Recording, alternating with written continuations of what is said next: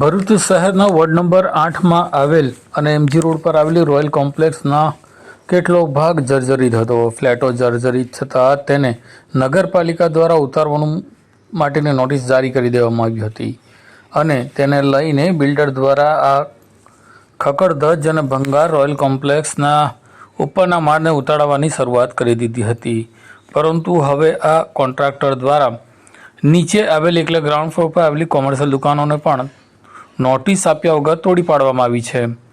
ગઈકાલે આ મામલે રોયલ કોમ્પ્લેક્સના દુકાનદારોએ જિલ્લા કલેક્ટરને આવેદનપત્ર પાઠવ્યું હતું. દુકાનદારોનું કહેવું છે કે જેના કારણે તેઓને મોટું નુકસાન વેઠવાનો વાર આવ્યો છે. દુકાનદારનું કહેવું છે કે તેમની દુકાનો જર્જરિત ન હોવા છતાં બાંધકામ કરવામાં આવ્યું ન અને અન્યાયપૂર્વક રીતે તોડી પાડવામાં આવી. દુકાનદારોએ જર્જરિત ઇમારતનો ઉપરનો ભાગ જ ઉતારવામાં આવે અને તેમની દુકાનો નુકસાન પહોંચાડનાર કોન્ટ્રાક્ટર સામે કાયદેસરની કાર્યવાહી કરવામાં આવે તેવી માંગ કરી હતી, જેને લઈને મામલો ગરમાયો છે. જ્યારે કોન્ટ્રાક્ટર દ્વારા રજાનો લાભ લઈને આ દુકાનોને તોડી પાડવામાં આવ્યાનો પણ આક્ષેપ કોમ્પ્લેક્સના રહીશોએ કર્યો છે. ત્યારે હવે આ મામલે જિલ્લા કલેક્ટરને આવેદનપત્ર પાઠવવામાં આવ્યું છે.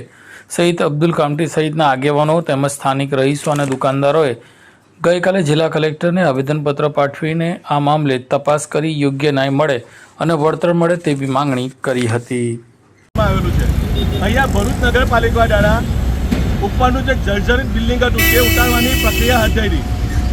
જર્જરિત બિલ્ડિંગ જોડે એમને દુકાનદારોને કોઈ વાંધો ના હતો, પરંતુ ભરૂચ નગરપાલિકાએ તાનાશાહીથી અને લોકશાહીનું હનન કરીને જે ગરીબ લાચાર દુકાનદારો હતા, જેમાં તમે જો કે આ નાના નાના બાળકો છે, આ એમના ફેમિલી છે, અમુક લોકો આ દુકાનને આજીવન જીવતા હતા, પરંતુ નગરપાલિકાએ ઉપરનું બિલ્ડિંગ તોડવાના બદલે કોઈ પણ જાતની આ દુકાનદારોને નોટિસ નથી આપી કે એમને કોઈ વળતર આપ્યા વગર અને જંગલનો કાયદો એમાં હાથમાં લઈને જે કોન્ટ્રાક્ટરે અહીંયા ટેન્ડર લીધેલું છે એ કોન્ટ્રાક્ટરે મનસ્વીપણાથી દાદાગીરીથી જો હુકમીથી આ ગરીબ અને લાચાર દુકાનદારોને આ તમામ 4 જેટલી દુકાનો આ જેસીબીના હિસાબથી મશીનથી તોડી નાખી.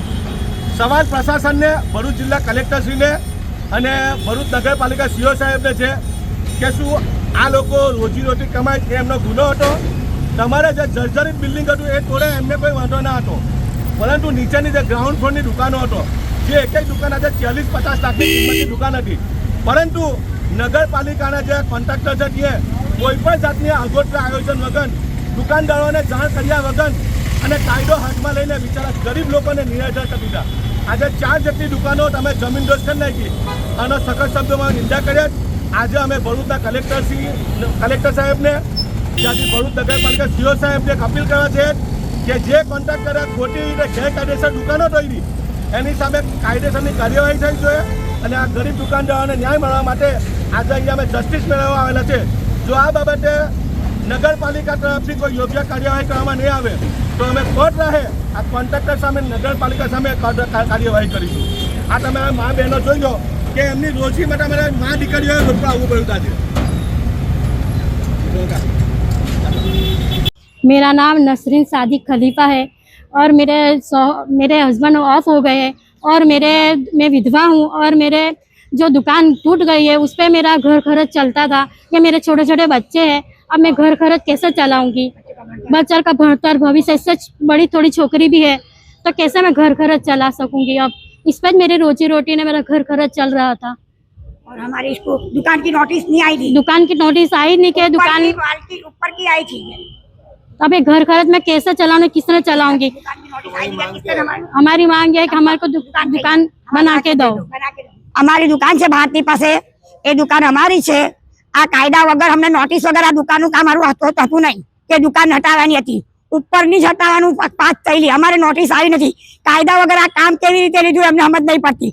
પહેલા જાણ કરવાની હતી દુકાન માલિકોને, એ લોકોને મિટિંગ બેસાડવાની હતી, પછી આ બધું કામ કરવાનું હતું. આ કાયદા વગર તમે પગલા કેવી રીતે ભર્યા એ અમને સમજ નથી. અમને અમારી દુકાન જોઈએ. કેટલી દુકાનો તોડી નાખી તમારી ત્યાં આગળ? 2 અમારી 2 દુકાનો. અમારી માંગ અમને દુકાન જોઈએ. અમારી દુકાન કમ્પ્લીટ બનાવીને પછી આપો, કેમ કે અમારી દુકાનની નોટિસ આવેલી જ નથી.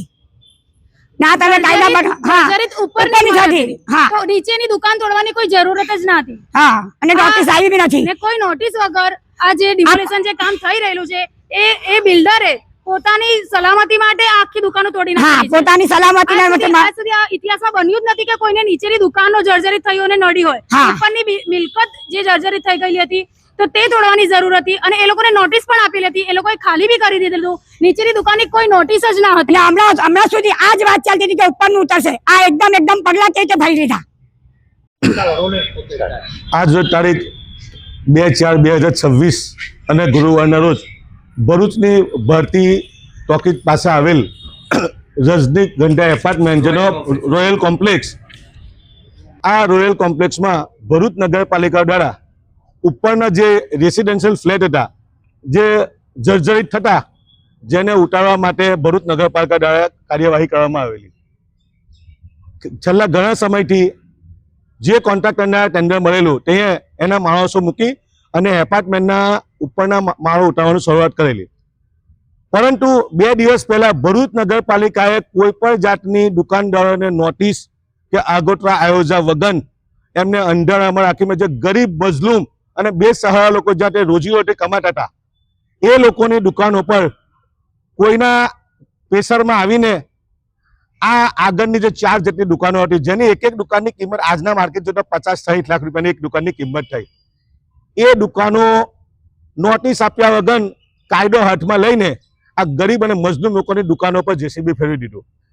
જ્યારે દુકાન તે દિવસે રજાના દિવસે દુકાનદારોને ખબર પડતા દુકાનદારોએ તાત્કાલિક જિલ્લા વહીવટીતંત્રનું ધ્યાન દોર્યું. અમારી એક જ માંગ છે કે જે કોન્ટ્રાક્ટરે અનલીગલી રીતે ગેરકાયદેસર રીતે જે આ 4 દુકાનો તોડી એની સામે ફોજદારી રહે કાર્યવાહી થવી જોઈએ. કેમ કે આ ભરૂચના ગરીબ લાચાર લોકો છે. તમે જો આ જેટલી મા બહેનો આવેલી છે આ બિચારી અમુક વિધવા ઓરતો છે જેમની રોજીરોટી આ દુકાનો પર ચાલતી હતી અને ભરૂચ નગરપાલિકાએ અને આ કોન્ટ્રાક્ટરે કાયદો હાથમાં લઈને જે આ ગરીબ લોકોની 4 જેટલી દુકાનો તોડી એનાથી અમને સખત વાંધો છે. એ બાબતે આજે અમે તમામ દુકાનદારોને લઈને એમની પડખે ઉભા રહેવા માટે આજે અમે ભરૂચના કલેક્ટર શ્રી સાહેબને મળીશું અને ઉચ્ચ કક્ષાએ રજૂઆત કરીશું. માંગ કરીશું કે જે કોન્ટ્રાક્ટરે અનલીગલ રીતે આ દુકાનો તોડી એની સામે ફોજદારી રહે કાર્યવાહી થાય અને જે દુકાનો તોડેલી છે એને ફરી બનાવી આપવામાં આવે એની સંપૂર્ણ જવાબદારી ભરૂચ જિલ્લા વહીવટીતંત્રની અને નગરપાલિકાની છે. જો આ બાબતે યોગ્ય કાર્યવાહી કરવામાં નહીં આવે તો અમે આ તમામ દુકાનદારોને લઈને અને આ મા બહેનોને લઈ અને કોર્ટના દ્વાર ખટખટાવીશું. અમને જો ન્યાય નહીં મળે તો આગામી દિવસોની અંદર ચોક્કસ આ તમામ ફેમિલી મેમ્બરો લઈને અમારે ગુજરાત વિધાનસભાના ગેટ પર ના જવું પડે.